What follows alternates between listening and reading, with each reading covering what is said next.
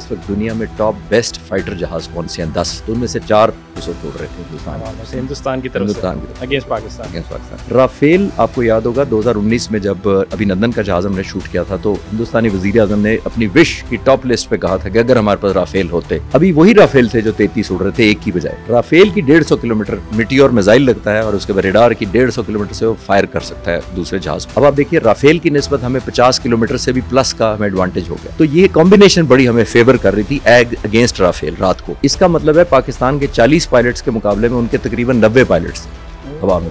ये भी ज़हन में रखिए। मुझे कल किसी ने चैनल पे पूछा कि जिस दुश्मन को आप देख नहीं रहे उसको कैसे मारते हैं?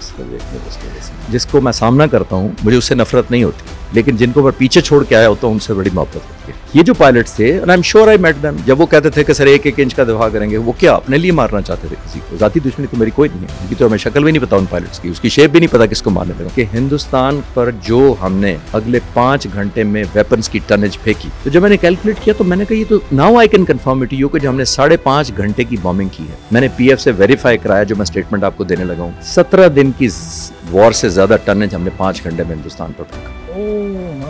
बहुत सारे एनालिस्ट और बहुत सारे तज्जिया निगार, डिफेंस हो या कोई हो, वो अगले दिन की बॉम्बिंग को कह रहे थे पाकिस्तान ने बड़ा वेल कैलकुलेटेड, वेल मेजर्ड जवाब दिया है। मैंने कहा कोई वेल कैलकुलेटेड नहीं। मैंने कहा वेल मेजर्ड होता तो अगला फिर हिंदुस्तान का हमला हमारे पास आता, वो अमेरिका ना जाता। 5 जहाज नहीं मारे, एक्स्ट्रा वॉर ना बढ़े। ये जो किया था हमने उस दिन, हमने कहा था अब या कल्मिनेट हो या खुल कर, इतना मारा था।